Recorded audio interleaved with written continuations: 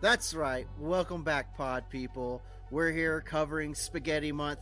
I'm your host, K. Jacob, aka Gary Hamilton. And I have with me today Russell Up Chuck and JJ Outlaw Morgan. That's right. We're here to do the last movie of the month. Welcome back, fellas. Thanks for letting me take over and ruin the introductions. Yeehaw! I want to do movies that are specifically about spaghetti, though. Yeah. Not spaghetti westerns, just straight up spaghetti. Sort of weird black and white art house films. Maybe we could do 8 Mile. I mean, he's talking about mom spaghetti. If we didn't already do Tampopo, there's a really strange spaghetti scene in the movie, too. Yeah. We're going to have to watch Gummo just for the spaghetti. Oh, we didn't do Killing of a Sacred Deer. I just like how we're just rattling off all these spaghetti moments. Movies. Y'all, I am so excited for this. This is the perfect movie to end this wonderful month of spaghetti westerns on. I assume this was completely new to both of you, right? Yeah. Si, senor. Okay, great. And for those of you listening out there, today's final entry into our spaghetti western month is 1975's Get Mean, directed by Ferdinando Baldi, starring and produced by the stranger himself, Tony Anthony, aka Tony. What is great about this is, once again, even the movie that I picked has completely surprised me because I was doing my study into this. I just found this film randomly a few years ago and just loved how just out there it is, which we will get into because this movie is wild. But what I love the most is that I have found out so much more. This is actually the fourth and final installment in the Stranger franchise, which is a set of Tony Anthony movies that he stars in and produces, and actually is the story creator of. I believe he creates the story and then gets that credit and has writers that help him. All of his films, by the way, all the Stranger movies are directed by Italian directors.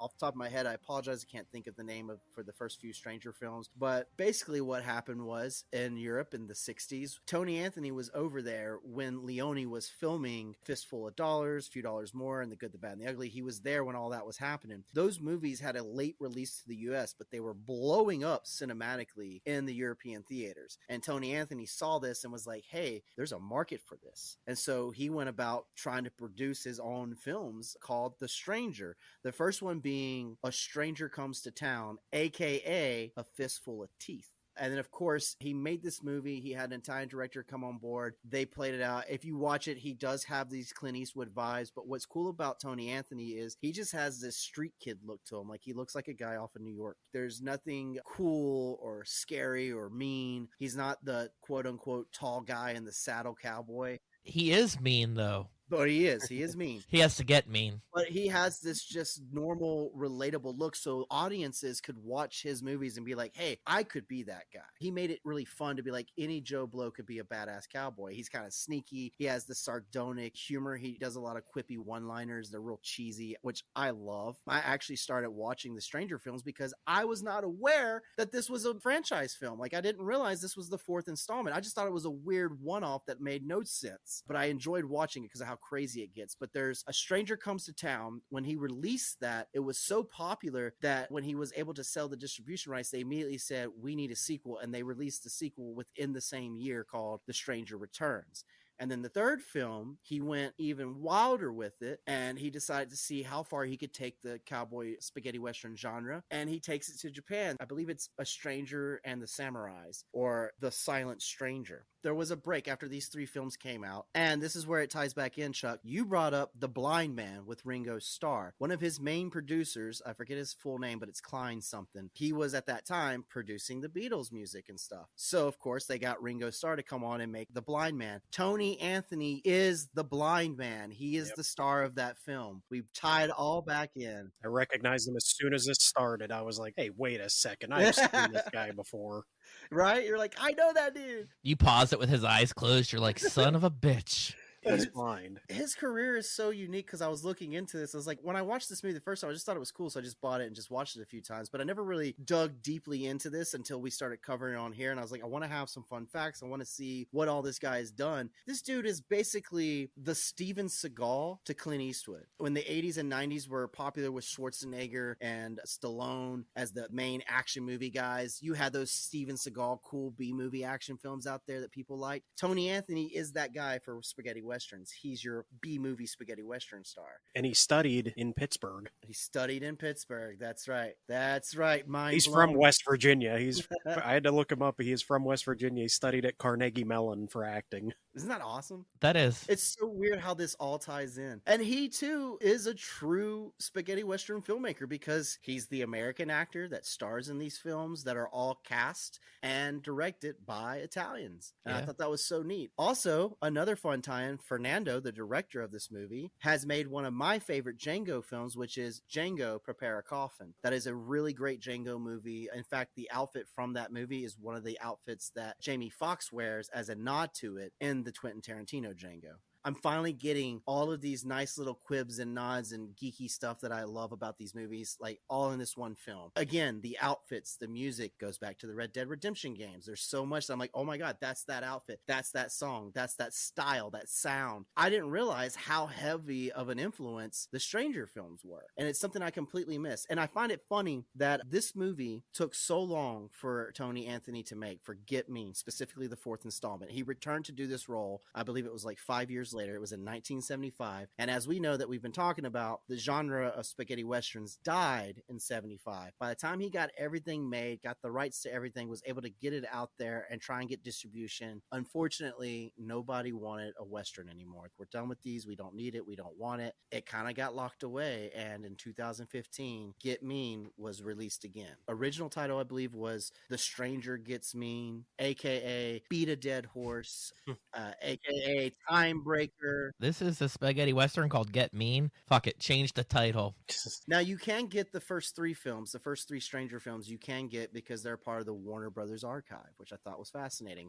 But for some reason, this movie was just hidden for so long. And then in 2015, they had this cool little re-release. I was watching the extra credits on the featurettes. And I mean, it was just so neat to see Tony Anthony talk about all this. And it was a wild time. He talks about all the crazy stuff they did, all the scenes that we'll get into. I'll bring this up as we go along. But I just had to get that out there, how everything we've been covering this month, it all comes back to this film. This is the end of an era. It is the final evolution of spaghetti western cinema, and it is kind of the last spaghetti western made, which was so lastly made that it didn't even really get released at the time until 2015, which is how I ended up coming across it on Blu-ray. Maybe you can correct me. I think it did get a theatrical release in the United States, but it was limited, and it was definitely not on home video until 2015. Blue Underground made it was a big fail. A great transfer of it. Mm-hmm. It's still for sale. It's not out of print. So if you want to go to their website, it's like $20. I watched it on Fossum. I just talked into my remote. I said, Get Mean. It found it. Then I started watching it. Although I do think that it was a little on the quiet side. I'm like, what in the hell are they saying? I had it full volume. I might be deaf. You are 100% deaf. I do like that this movie, Tony Anthony and Ferdinando Baldi both went 50-50 on it. 1975, it's like $100 million, right? Or was it 100,000? It might have been 100,000. It might have been a lot cheaper. For this movie? It was absolutely not 100 million. No, 100,000. Tony himself put up $40,000. He himself coughed up $40,000 for it, and then he had his producer friend give him another $50,000. So it was like less than $100,000 in total to make this, and they got away with so many things cheap. And it's funny because you'll watch the featurettes. A lot of the people that star in this film were friends of his, like the main villain, Lloyd Battista, not the Viking, but like the King Richard looking guy. That's Lloyd Battista. I believe I'm saying his name right. That's one of Tony Anthony's friends. They were acting buddies. They went to school together in acting school and stuff. Pittsburgh. Chuck? He was saying Tony reached out to him and was like, hey, I want to go make this movie. You want to come with me? He's like, sure. And he's like, and if you know Tony, this movie was cheap. The prices must have got inflated. I must have been looking at the inflation prices on things. Well, I mean, I'm sure there was some other stuff added to it. I know for a fact he put up about $40,000 of his own money, and he reached out to his producer friend to help cough up another $50,000. They also had to get some money together to try and pay back what I guess they took as credit from other companies. Yeah. So that they could get the rights to everything, because they're like, if we don't buy this off, then we won't own on our own movie that we put all this money into to film. So they finally did all that, but it took so long for them to do all that like I said, when they finally got it over here to the States, it was a small release. No one was really here for it. No one really wanted it. And it's a wild fucking movie. The main plot, and you know what? I'm actually going to pull up the IMDb version because that synopsis makes it so much easier. Because if you look it up on Wikipedia, it's so drawn out. But the IMDb version kind of sums it up better. Bear with me one moment.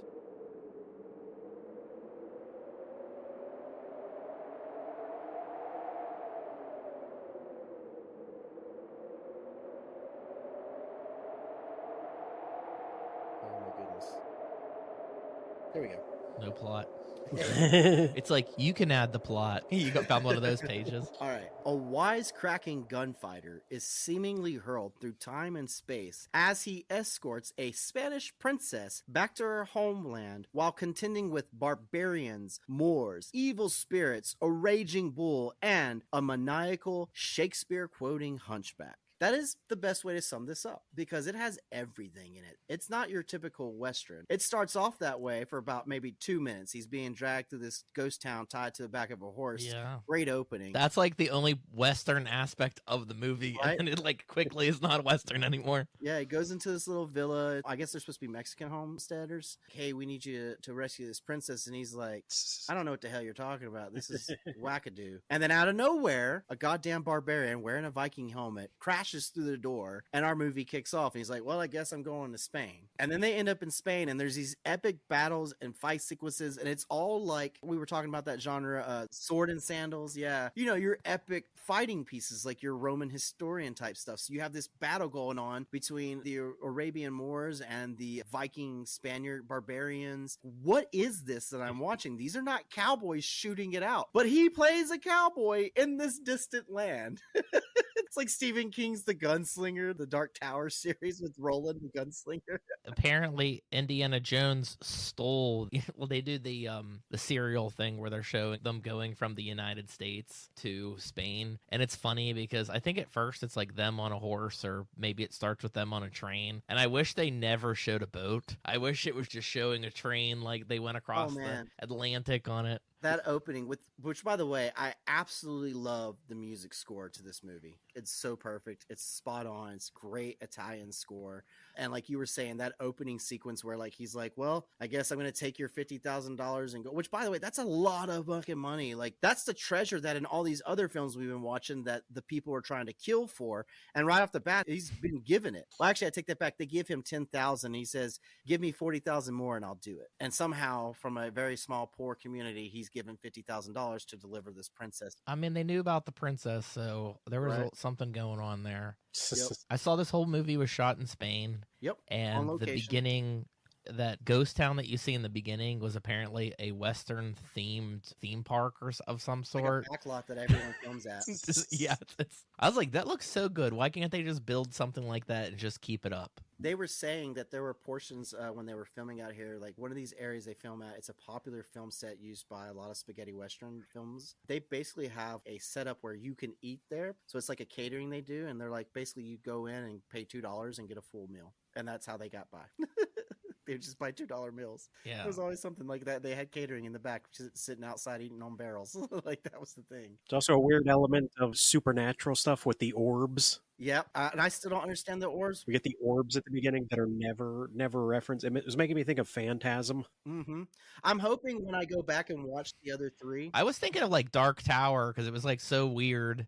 I'm hoping when I watch the other three Stranger films, those orbs will tie in and make sense. But as far as I can tell, they're just there in the beginning and the end to be like, it's a weird time zone warp movie. It's like we're kind of going back in history or back in time, but it's like all you're doing is crossing the fucking ocean. And it's like, are you saying that the cowboys were more advanced than European countries? Like, I'm so confused by what's happening. He should have went through the Bermuda Triangle. Then it would have made more sense. Right? Because we're not talking early 1800s. We're talking late 1800s, the Victorian era. So, like, these European countries are not living in the past. If anything, the Wild West was the past. I don't know if there is time travel. There should be to explain it. If not, it's a huge plot hole because when he goes to Spain, it's definitely a different time of Spain than when he was in the American West. That's for sure. But that first battle is actually pretty funny. And I was reading that since it was so low budget, it was the same people playing both sides. Yep, they did one shot of them coming down the hill, and then they redressed them and did another shot of them coming down the opposing hill. Tony Anthony said in an interview that he had gone to this famous Italian horse ranch that loans out these trained horses for the movies. They were like, we need about 100 to 150 men to do this shot how we want it. And they ended up only getting like 40. And they're like, okay, so here's what we do. And that's Sounds how like you a make student film.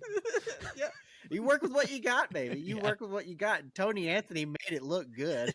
It's like Robert Rodriguez with El Mariachi. He's like, well, I killed off all the big guys at the beginning, and then I had to use a bunch of kids for the gang members at the end because I couldn't just reuse the same guys I killed at the beginning. Rebel Without a Crew. It's such a good book. Read it. It is good. Great movie, too. And, I'm sorry, I jumped ahead. I was saying that opening scene where it shows him riding his horse, like he has her on horseback and he's riding his horse, and it does that little map overlay. And it starts to show the markings on the map crossing the ocean, like you're going from the United States, crossing the ocean into Spain. I was like, is he literally just riding a horse across the water? Is that how they're going to show him going? And then they do the snippets of like a train, and then it snips into the boat. And I was like, okay, so that's how he gets across to Spain. It'd be funny. They put a plane in there. Oh, hold on a second. No DeLorean or anything, though. But then it opens up in Spain and he's on the same horse, which I love. There's a lot of silliness to this film. Like, you do not take this serious. None of this film can be taken serious. You just enjoy the ride. I don't know of any character in this movie that was silly, and especially not Alfonso, the assistant to the main villain. Oh my God. That guy. What silliness were you talking about? He was great. Diego, you gotta hang him up by his feet. Wouldn't that be great? I like when he goes, I say, we hang him. Oh, but let's do it by his feet. So you give him a reason to escape and come back and kill everyone? I love the plot of this film. This guy is the worst sidekick villain ever. They met a gay guy one time and said, this guy needs to be in our movie. Be in the movie, yeah. Did anyone notice, too, about halfway through, the barbarians that have been fighting with swords and clubs this whole time get rifles? That was pretty cool. I thought you were going to say, did you realize that halfway through this movie, Tony Anthony had blackface? Oh, yeah. Yeah. Let's talk about the elephant in the room. We're never shown how he gets unblacked. No. So, okay, it's not technically blackface. And then it's worse what he says. He's like, oh no, I'm black. Blacker than black. So there's a scene where he's in a mystical cave looking for the treasure, because whoever finds, and this is another treasure plot line, by the way, once again, a story with treasure. If you find the mystical treasure, you can claim basically the kingdom of Spain, and that's for the princess. So he goes to find the treasure to give it to the princess so she can have the rightful authority, and they can usurp this evil guy that's taken over with his barbarians. And he goes in this mystical cave, and out of nowhere, this little sparkly bomb explodes in his face, and all of a sudden he's outside, and he wakes up, and what I assumed innocently was like, oh, that's just a really bad makeup choice for, being burnt by the smoke. But the guy starts looking around. He starts looking at his hands, which are also painted black, and his whole body. So it's like full body blackface. And then he just has that line of, I'm blacker than black. Not good, because it's like around his eyes and around his lips. They don't explain it. They just thought it was funny in 75 to be like, he turns into a black guy. And it's like extremely racist. I do want to say I made the ads for the episode, and I found my images before I saw the movie, and I literally didn't think it was blackface. I thought that it was soot or dirt or something. That's what I thought too at first. I was like, it's soot. And whenever I saw the movie, they're like, they keep saying it, they keep talking about it. I'm like, well, it's a little problematic, and it wouldn't fly by Tony today's Anthony standards. straight up said, because I, for the longest time, was like, oh, he just turned black from the soot. Like he was, and I thought he was freaking out because he was covered in soot. He thought he was black, but the way Tony Anthony explains is like, it was mystical and magic, and so he turned black. And I was like, then you turn him white again, like after like 20 minutes? And that's the thing, they don't explain why. It's just like this weird magic element. And then they have these scenes where like he goes into this like weird empty giant, what is that, like a mausoleum? He's riding his horse into this mausoleum, and like he finds these skeletons, and they start attacking him and smacking him around, but they're not moving at all. He's just getting beat. My favorite moment in the whole movie is when I think he's like in a church or something, and the door getting turned into a werewolf. I don't even remember my timeline, but it was when the door opens and the barbarian walks in, but then there's already like 15 barbarians already in the church before the door like busts open, and they all start walking out of the sides. The continuity in this movie is wonderful. All over the place.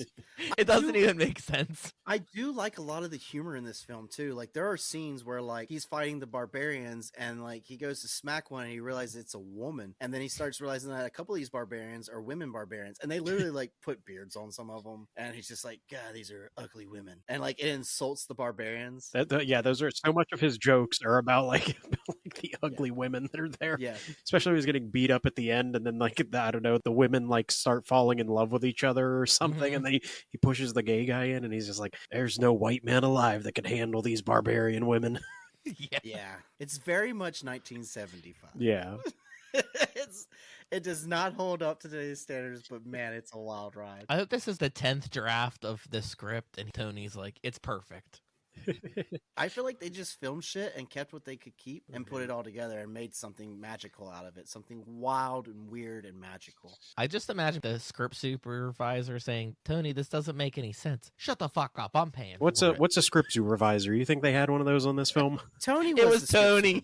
Yeah, Tony is the script supervisor. Tony had 100 titles, so I'm sure he was also scripty. Starring Tony, produced by Tony, not directed by Tony. Tony did the music. I'd love to know Tony where he trained the came. horse. Was it? Did he just try to come up with the most Italian name imaginable when he was like? Because his real name is Anthony, but then when he makes it like, but what if it was Tony Anthony? And like when someone's like, so your name's Tony, and he's like, that's what I said. Yeah, exactly. Like, yeah. That's a perfect I know name. a person who that is their real name. Oh, I mean, I know there's people that are like Bill Williams and Right. stuff like that. They called him Tony Square. Tony Two-Tone. T2. 2 times. Tony 2 times. Oh, man. But I'll tell you this, man. I actually really enjoy Tony Anthony. I've become kind of this fan of his just wild antics, these crazy-ass movies he makes. This wasn't his last film. It was a failure. But you know what he ended up doing in 1981? He made a comeback. He actually single-handedly is responsible, and I'm giving him a lot of credit here, for the return of 3D cinema in the 80s. He did a 3D cowboy movie called Coming At Ya.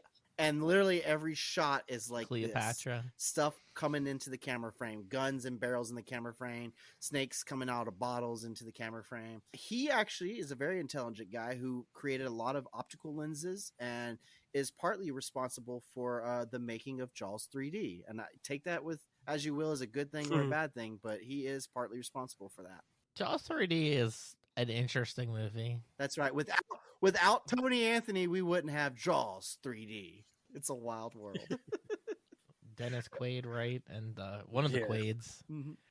I think one of my favorite scenes in this movie too is the ending, the build up to the ending of this film. And I know I'm kind of jumping around, but I mean, this really is the plot. Like, it gets dragged into a town on a horse and then ends up across the ocean and back in the future time of, like, you know, Spanish princesses and barbarians fighting these dudes as a cowboy gunslinger out there.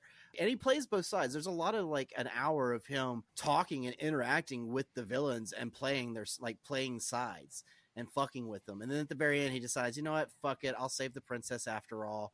Like, he really isn't a good guy. No, he's not. Just a piece of shit that decides the last minute, like, I guess I'll do the right thing. Fuck it. I don't want this guy in charge. I'll give it to the princess. He's not exactly like a charming person. He's similar to the man with no name, Blondie, because he's immoral. The stranger is a straight up knockoff of the man with no names. He's not smart like the man with no name. The man with no name was cool and smart. This guy's just the most average everyday person that you could be. Maybe he had something interesting going for him by doing that, because all these other movies that we have seen, literally the 3 movies that we've done before this, that main character is mysterious. I would say even with the Sartana films being slightly cheesy because of just how action-packed and murderous it was still more serious. And Sartana himself is a cool character. The Stranger films are just interesting because, like I stated, this is the B movie. It is the Steven Seagal to Eastwood.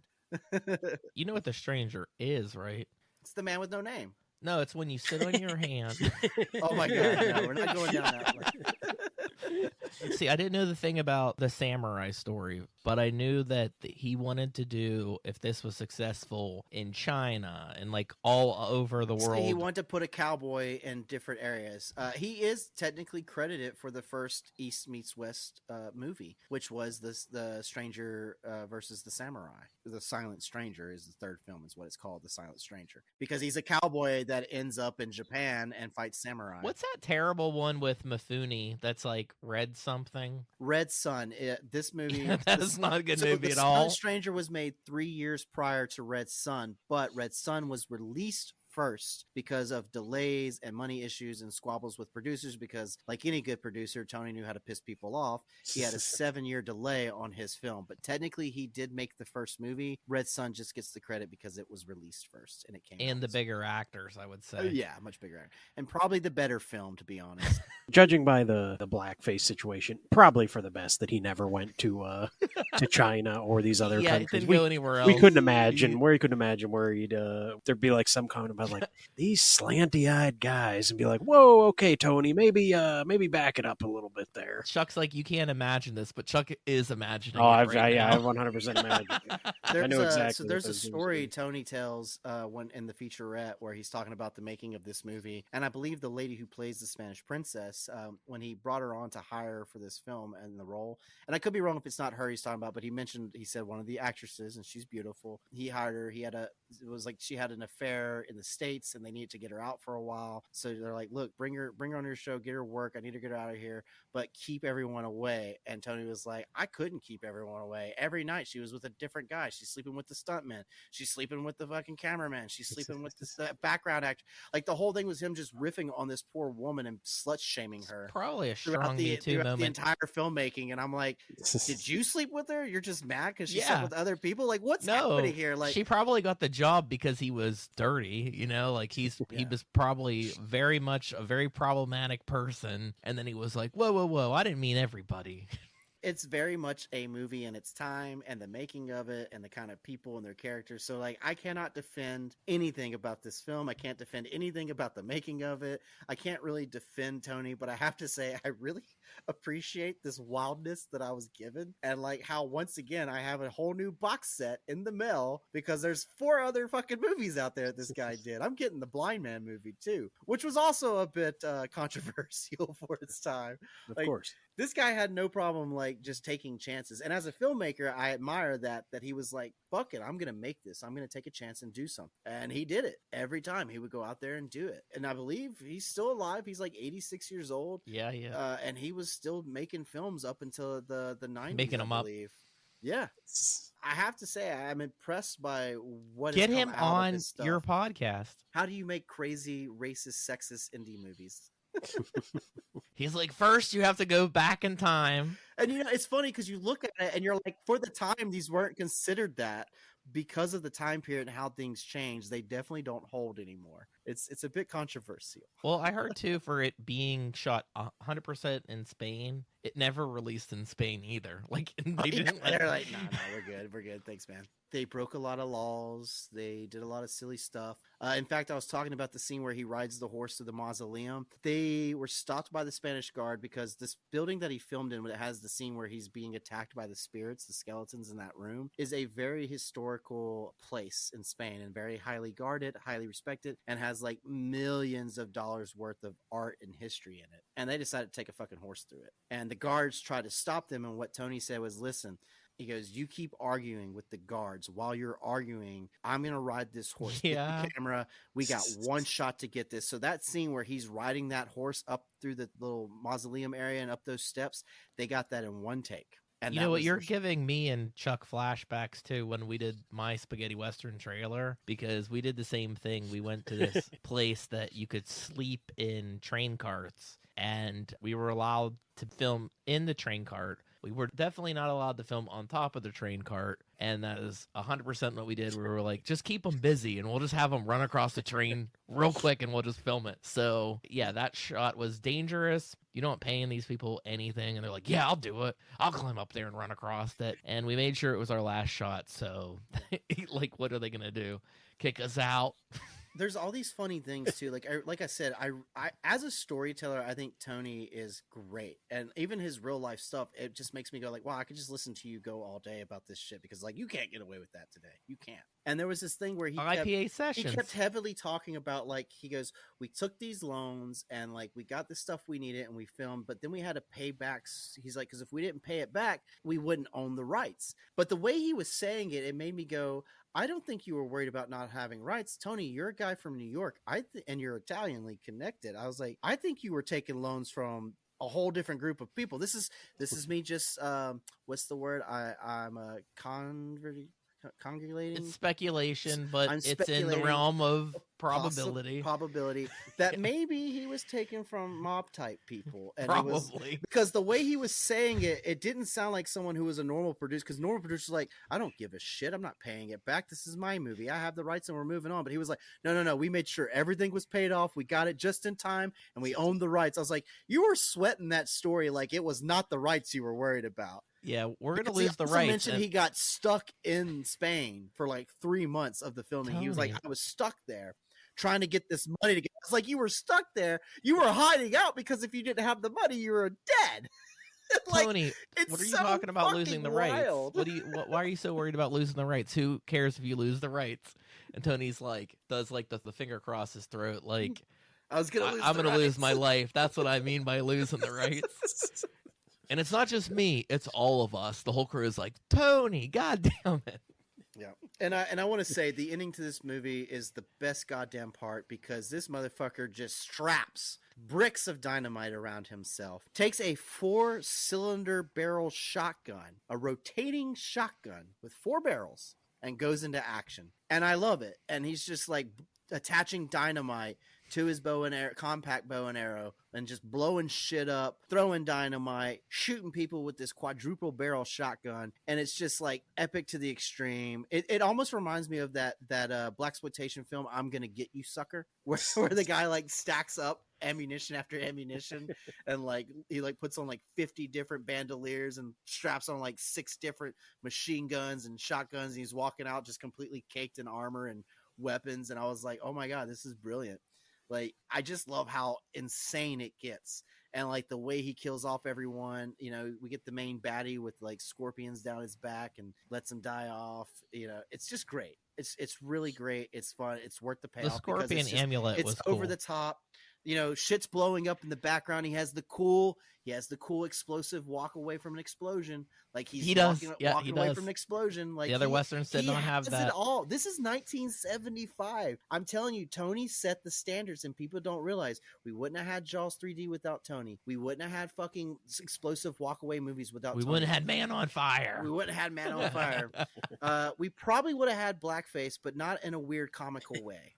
Oh, we already had not defending it. So on our podcast, we've already had Blackface, but it was in Bamboozled, Spike Lee's film. So it was about that era. About that era. Yeah. The context to that movie was I have something serious to say about that, and this was not that. So this is the bad Blackface. I mean, I don't know if there's good blackface, but I think if there is, it's probably the Spike Lee movie about how awful blackface is. I don't think there is good blackface, because I was going to say, like, you know, the plus side is he didn't just paint his face. He, like, did his whole body, but I was like, that doesn't really help, because he makes the whole joke about being black. And there's a scene that they didn't take out, but Tony was sure to tell you about it, where he's like, yeah, he's checking himself, looking all over, and he looks down at his dick, and he's like, I'm black. It's like, oh my God, Tony, stop. What are you doing? It's rough. So yeah, that sounds like something Chuck would write. Yeah, it's the thing that happens. Oh, and the whole movie, he treats the princess like shit, but at the end of the movie, he's like treating her like a lady and trying to get the whole, like, you know, the good guy gets the kiss, and it's like, what is going on here? What is happening? We want the princess. I don't even know if she is a princess. Like, she's well, according to Tony, she's a different kind of princess. Just ask the crew. Whenever the stranger is saying, I don't know. I mean, that's what she says, but do you think that she's a princess? Does she look like one? So, Chuck, what did you think of this film? What did you think of my selection? And were you expecting this? There's no expecting any of this. It was a pretty absurd movie. Although, one of the weirdest things I watched it on YouTube. I found a random one on there. And I don't know how this was when you guys watched it, but there were a couple scenes where there just was not music or any sound at all for a solid like 2 minutes. I tried to find a different version of it, and when I look up the other version, it must have had the same problem, except someone just inserted like free Wrong licensed music. Yeah, that's it's a copyright thing on YouTube with some movies. They snip out audio to make it a copyright thing, so it's like, oh look, it's not the full sound. Okay, so like, that must have been it, and it was in the exact same place in both versions. I pulled up, I found the first one on YouTube that just was missing sound for 2 minutes after the big battle or whatever, and then the other one I clicked on the exact same thing, except it was playing like lo-fi hip hop music, like free Cool. licensed music for just that exact same period of time. I was like, what's going on? But then the rest of the movie was fine. It was just that random moment, and I was like, okay, well, I guess I'll just live with this, but.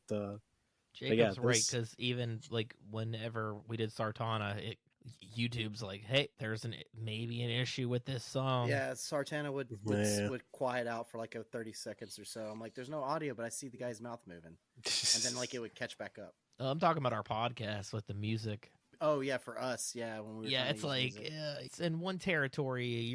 Their video can't be there, but I didn't see what territory. But apparently, the United States is fine. Like someone might worry about this music, but we don't. Justin, what were your feelings on this film? Did you see the proper evolution of spaghetti western, and do you feel that this still has the essence of spaghetti? I feel like it might lose some of it, but some of it is there. Absolutely, some of it is there. There's lots of elements in it. Strapping himself with the dynamite and the opening scene. Minutes, yeah. You saying this isn't spaghetti? It's more like rigatoni western. It's a rigatoni it's western. A penne. Yeah. Yeah. I like that. It's rigatoni. It's Chef Boyardee. It's Chef Boyardee. It's a spaghetti-o. Hey, you know what? That makes sense because I said it was a B movie. And what's the B movie of spaghetti? Chef Boyardee.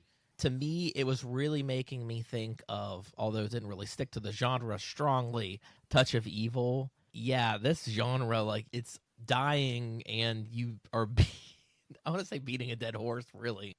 That's the title of the movie, a.k.a. Beat a Dead Horse. He knew what he was doing. It's an okay movie. It's not a great movie, but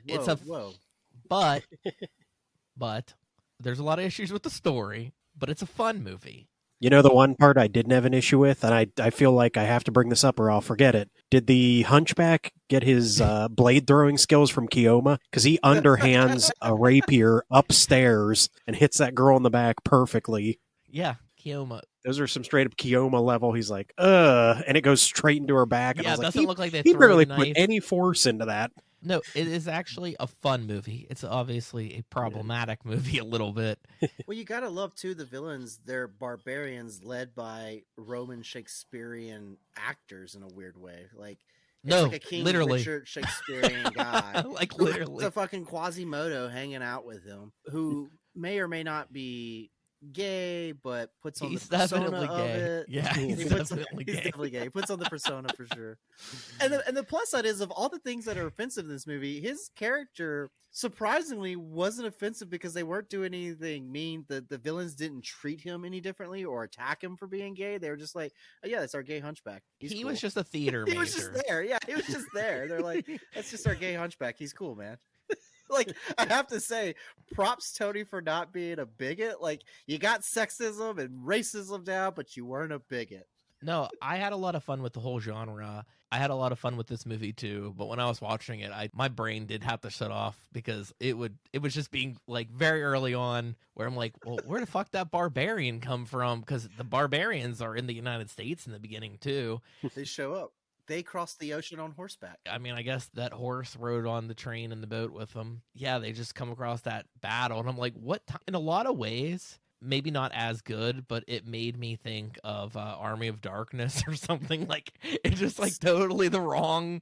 Like, it's that is like such a brilliant thing to say because it has been compared to that style of out there-ness where they're like, it's a Wild West Army of Stranger Darkness. in a Strange Land, literally. Literally. And I kind of wish, though, that it had more of that tongue-in-cheek that Army of Darkness did, where the Ash character is making fun of these people a little bit. And Tony doesn't do that so much. Tony makes fun of himself more than he makes fun of the other. Like, he takes the barbarian serious. I like the way he talks about things, where he goes to that town and shoots all those guys up, and then he gets the one guy and goes, "So you like hanging people by their feet, do you?" And then the next scene is him with the barbarian and a gun to his head, and he's got his buddies hanging upside down by their feet, and he just cocks the gun. The guy drops his buddies, and he's like, "It's a long fall." It's like, what? Tell your boss I'm coming for the treasure. And then he smiles and goes, "Okay." It's like, what? Yeah. Like, he's just calm about everything. He's talking shit about everything. We said the thing where he's talking about the ugly women comment, and like he's talking to the bad villain guy, and he's like, "Listen here, I'm not talking to you. I want to talk to your boss. I don't have any problems with you." I wish I retained way more of the one-liners, because I laughed a lot during this movie, and then days passed and I'm like, I'm not even sure what I saw anymore. I don't remember if I tried to quote it, I wouldn't know if it was from the movie or I just made it up in my head. It's a blur, yeah. It's just all blurred together. I think in the opening, there's that great scene where the barbarian, he sits at the table in the very opening after the poor people have offered him 10,000 gold and they have it on the table. The barbarian comes in and just starts fucking everyone up except Tony, who's sitting at his table. But then the barbarian comes over and starts to touch his money, and Tony goes, hold on. And he reaches across and just scoops it all up and goes, "No, this is mine." And the barbarian gets all pissed and he's like, no, this is mine. Deal with them. Like, and he just lets the guy proceed to like beat people up. But then the guy tries to take his gold, and that's when Tony gets involved and fucks him up. So I like that. Like, he's totally self-centered. He's selfish. He's self-centered. He just does not care about anyone else. Like, he's not a hero. He's just like, you took my money. Now I'm going to fuck you up. I would say he's the most anti-hero out of all four protagonists so far. He's just there. It's almost like, it's kind of like the Indiana Jones theory where like this movie could technically still exist if he wasn't there. You know what I'm saying? Like, all the events could still play out. Like, he's just kind of tagging along. There's some misconception to that, because I know what you're saying, but Indiana Jones is making a choice. He does have a choice, and his decision can be anticlimactic, but not in the hands of Spielberg. But this wasn't Spielberg, so he even in like near the end, before like the big bad fight at the end, he even sides with the villains. Like, there's a whole 30 minutes where he's hanging out in their lair, being cool with them, talking trying to I keep calling him deal Richard. with I them. forget what his name is. Yeah. But when he realizes that, like, they kept calling him Richard. They kept calling Richard, yeah. It was a nickname, that, like, though. Richard has the 4 hot wives, and he's like, "Oh, this is cool." And then when he gets his offer of women, it's the beardy barbarian women. He's like, "You know what? This is a shit deal. I'm not taking it. I'm gonna fuck you guys up now. Like, you gave me a shit deal." It's like, oh my god, Tony. When did you discover this movie? I actually watched this for the first time. I believe it was actually during the pandemic, so about 2-3 years ago. And I was watching it, and I want to say about halfway through the film, I was like, this is so wild. I'm going to buy this on Blu-ray before it even finished. Because I was like, I have to have this. Because I was watching, I was like, it has all the elements of spaghetti western. It has your cowboy, your stranger that goes into town. You've got the gunslinging. You have the beautiful Italian sound score track, which I absolutely love the score to this movie, which is very hard to find. And I couldn't even figure out who the composer was. I just probably it was Tony. It was Tony. It was fucking Tony. Of course it was. We Tony. all agree. We agree. It's always Tony. He composed it. And then all of a sudden it flips the script, and it's like, wait, is he? Because I remember the first time I watched it, Justin, I had the same feeling you did. Because I remember you texted me and you go, "Did I miss something? Did he time travel?" And I was like, "He crossed an ocean." Like, because I thought the same thing when I was watching. Like, did he just time travel? Is he a time traveling gunslinger? Like, this is wild. It's so wild. He is, or it doesn't matter. It's one of those two answers. It's Tony. That's the answer to everything. Yeah, it's Tony. I mean, they could have started him in Spain. He probably spent all his money getting to Spain. I have to say, though, I think when you look at this genre as a whole and you see where it started and you see where it ended, I think this is the perfect ending to the chapter of spaghetti westerns. Because when you get to that point in the genre, where else can you fucking go other than outer space? Which I believe in Tony. He's 86. I think we could put the stranger in space. Machete versus again the in stranger. Yeah, that would actually be kind of cool. Right? I mean, it's there. It could happen. I'd say the issue with the spaghetti westerns are there are probably more bad ones than there are good ones, and we've watched good ones. I would say, obviously, the good, the I bad, the personally ugly think is the all four best. were excellent, but that's my opinion. I mean, I did choose this movie, Get Mean. But yes, the first three for sure actually were brilliant pieces of cinema. They had good cinematography, they had good filmmaking. I mean, look, Get Mean wasn't the greatest, but it has some great cinematic elements. Like I said, they got that shot of the horse, that they weren't supposed to get. They were clever filmmakers. It may not be beautiful. It may not be those cool shots like we had in Sartana and we had Oh, in The Good, the I Bad, don't and care the if it's Ugly, beautiful. but like they were clever with what they did. So Well, I like meant even more that along the deserves lines some. of they were churning out so many spaghetti westerns to the point that they were mix matching actors. Actors came back. They were canon. They weren't canon. They were using the same names when they weren't. And I feel like they rip off a lot of things from each other to the point of like not even just titles but plot points. So I can see why people got tired of it because it's like we've already seen. It's like the Hallmark Channel or something. We're just seeing like a remix of what we've already seen. There are over 700 spaghetti western films. I personally probably have seen maybe 100, and including my box sets, I own maybe 50. And there are over 700 spaghettis. We don't have that many westerns anymore, and a lot of them, like Clint Eastwood, he picked up the mantle as a director, and Unforgiven is great. That is a beautiful western. That is an amazing cinematic western.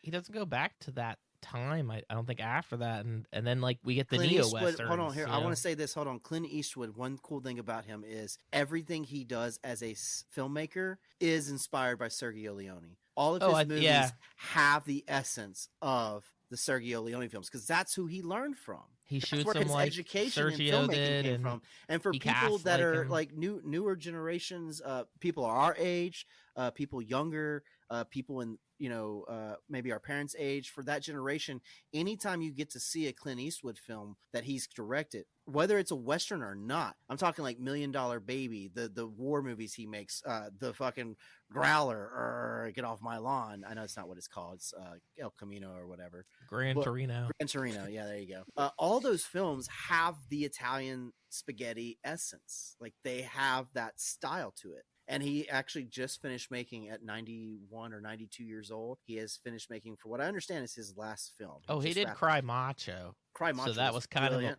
of a western again. It was a neo western, just like you were about to get neo westerns into. are like the big thing now because like No Country for Old Men, Hell or High Water. There's a lot of really good ones. I'm not a big fan of Yellowstone, but Taylor Sheridan, or I think that's his name. Taylor Sheridan is an amazing writer. He's made a lot of really good movies that are Sicario. essentially I would say Sicario western. is a neo western. I would agree with that. Even that Wind River was, like pretty much everything is falling into that category. And I mean, I know that we're getting the Kevin Costner Horizon, who knows how many movies. Yep. But like we don't get the westerns very much. So like if it doesn't go over well, it'll be like another 10 years before we get another one. There was a great show on Amazon, The English. Oh, The English. It was on Amazon. That was the closest that I've seen in a very long time to a spaghetti western. And it was a show, but each episode was like an hour long, and it very, very much had a spaghetti western vibe to it. Almost every episode, even though it follows two characters throughout this thing, each episode could be looked at as a standalone. It's a continuation of one story that they're telling, but like each episode was like its own story. It was really well done. It was beautifully shot. It really captured the dark, weird, almost supernatural side of the West. It had these moments that were just odd, but they were grounded in reality. I say supernatural because like there's this whole thing with like this villain that you see that rides a horse and he's all covered up, but then like when they get in the end, he a barbarian? His face is all melty. He looks like a zombie, but it's because he has syphilis. And as you know, the late stages of syphilis make you look like a fucking ghoul from Fallout. So like they play on those supernatural elements and the violence of the West, but it's also grounded in the reality of this was science. In that time, there was no medicine or stuff like that for syphilis. So if you got syphilis, you slowly rotted on the outside. Or like Bone Tomahawk, Bone Tomahawk. Bone Tomahawk is so good. Horror Western. So Slow good. West was pretty good, but it felt like they wanted to be like a Wes Anderson Western. The Ballad of Buster Scruggs. Oh, that was great. That's probably the last one that I really enjoyed a lot. Godless, I thought was a good show, but more American Western than spaghetti More Western. American. Yeah, I really am thankful that you guys gave me the opportunity to come on here and we got to cover spaghetti westerns, and it just gives me more of appreciation seeing now, especially like I just said, a lot of these newer shows that people have access to and they watch, and you're like, oh, it's a really good show. And it's like, yeah, you can tell like they were inspired by this. So if you really like these shows, you like these movies we're talking about, you should definitely go and watch these 4 films that we have talked about. And I have to say, I'm still a huge fan of Sartana. I'm really excited about that. That was a big surprise for me. The God Said to Cain was a big surprise for me. The movie I picked ended up being a surprise to me because as I looked into it, I thought it was a weird standalone movie. Turns out there's 3 others, and it shows the escalation of how wild and out there they get. Of all the movies we covered, The Good, the Bad, and the Ugly, the Sergio Leone films, those are the only ones I already own on Blu-ray. I have A Fistful of Dollars. I have For a Few Dollars More, The Good, the Bad, and the Ugly, his 4th film, which is one of Chuck's favorite movies, Once Upon a Time in the West. And I have his 5th and final film, which is A Fistful of Dynamite, a.k.a. Duck You Sucker. What about Once Upon a Time in America? That's not a spaghetti western that he did. But it's his movie. Yeah, but it's not spaghetti western. No, not at all. But I ended up, with every other film we covered, I ended up going into this deep dive and realizing that, like, oh man, like we picked these movies, and all the movies we covered, they were, other than Sartana being the first of a series of a franchise, everything we picked ended up being like the 3rd installment or like the 4th installment or like a random one-off that goes with like a whole genre of vengeance films. Like, it was cool to me to see this and be inspired by this and want to collect these again. And like, as a collector of cinema, someone who loves weird out there stuff, this, I came into it being like, I'm going to get to show you guys something. And even I have walked away with so much more knowledge and appreciation. And honestly, just super happy that like the Wild West can be wild in cinema. Yeah, and I appreciate all the choices because besides The Good, the Bad, the Ugly, I hadn't seen anything before.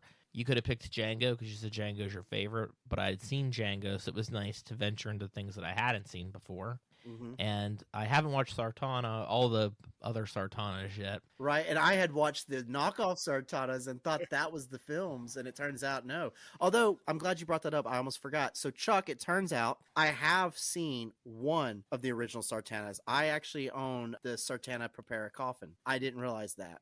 It's in one of my box sets. I did watch it. It's with my Django collection. So, I did watch one real Sartana film, but it was Isn't there also Django Prepares a Coffin? Like, there's a lot of coffin preparation. And Django Prepare a Coffin was directed by Ferdinando Baldi, who did Get Mean. We mentioned this too. These directors made so many fucking Wild West movies that, like, the actors, like we talked about Lee Van Cleef and Clint I can't say his name. Clint Skowski. Clint Kowski. No, I don't know what you're saying. Yeah. They Klaus were always Kinski. Is that who you're trying to say?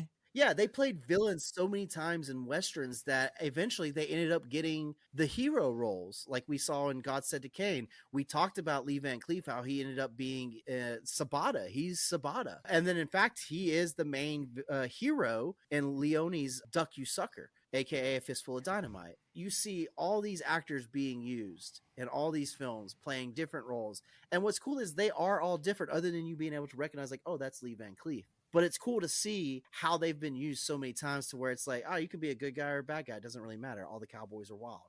Except for Tony Anthony. He'll always be the stranger. Chuck, who's an actor that is normally always a villain that you would like to see as a hero? Who's your Klaus Kinski? Modern day Klaus Kinski? Who just gets too many bad guy roles and you just want to see them be good?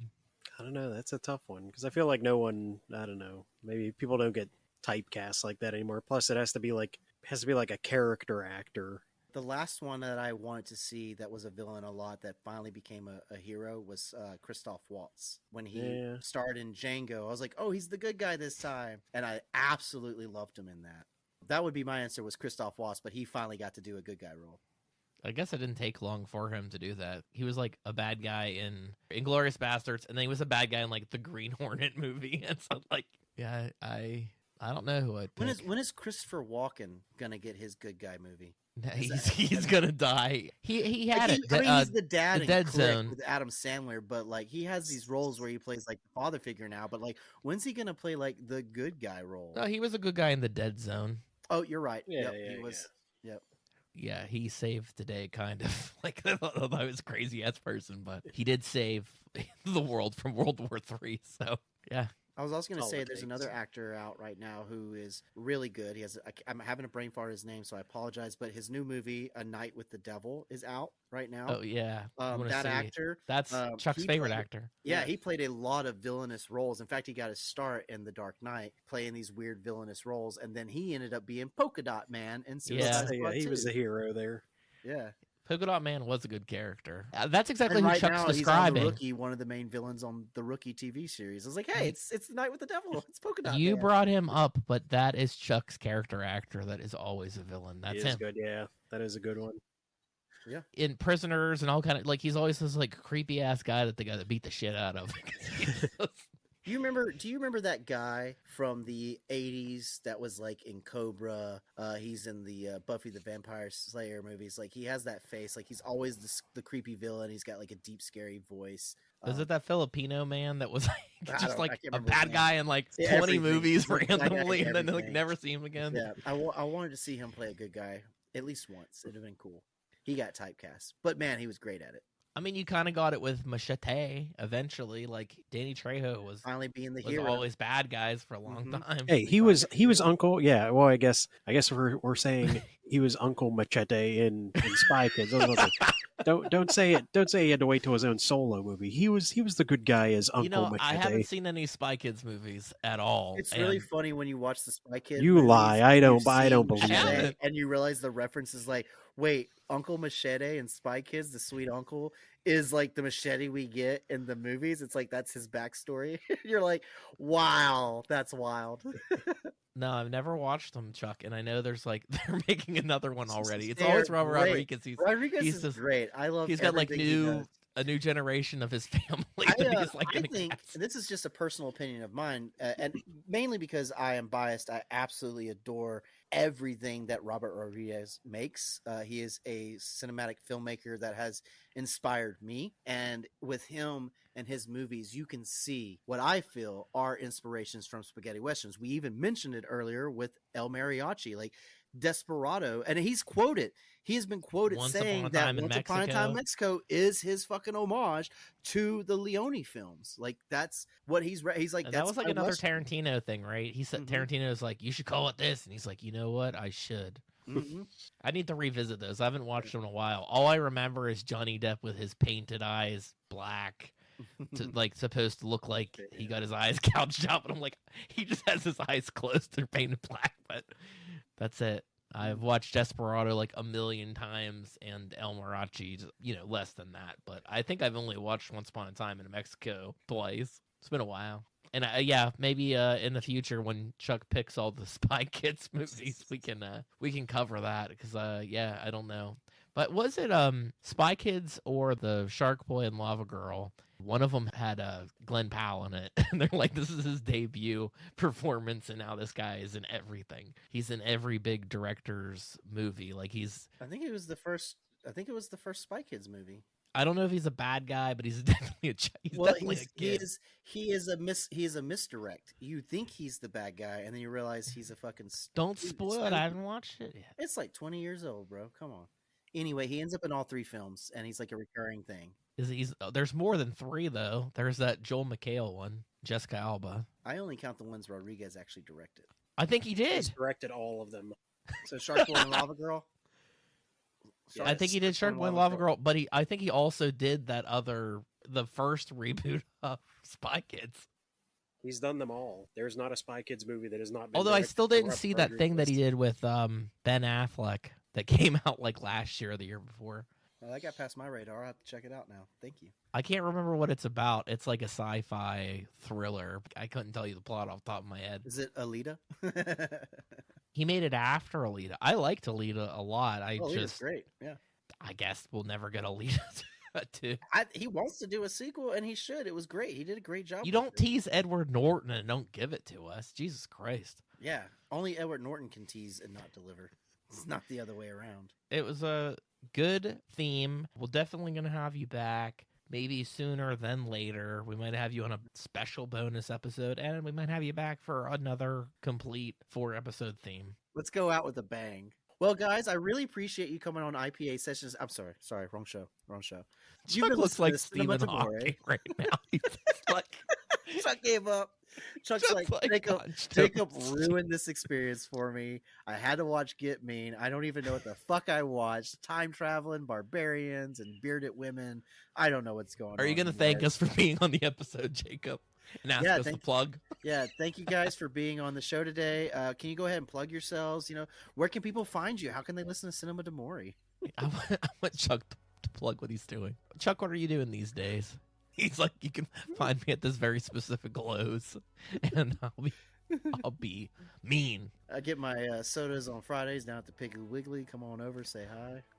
That would be cool. We haven't actually had anybody ever promote just, hey, I'll be here if you want to hang out with me. We need more people like that. That'd be awesome. Yeah, right. Yeah, we do this podcast show, IPA sessions, where That's we my find. show. Well, you're doing our show, so I thought we were going to do your show. Yeah, plug IPA sessions, because you can be found on IPA sessions. This is as confusing as Get Mean. That's how we end this month. We just confuse everyone. I'm now your new host. Take it over. I'll be back. Next week, documentary. Documentaries, nice. Boring, but nice. No, we didn't pick one boring documentary. Oh, so they're all true crime? Some of them are. I like a good murder porn. Actually, they might all be. They're all well, not really. Well, I haven't seen Chuck's, but it's based on a musician. I would guess it's not true crime, but this is another thing that we brought up. It all ends in murder. When we picked our themes, Chuck picked true crime, Chuck picked documentaries, and then there were a lot of documentaries. Could have been true crime or documentary. What is the theme for your documentary month coming up? Tell the audience what they got to look forward to. What's the overall theme of the documentaries? Like, what was the carrying essence of it? Oh, you're gonna love this. It's just the genre of documentaries. No subgenre, just documentaries. No, I don't. It's so sad now. Well, yeah!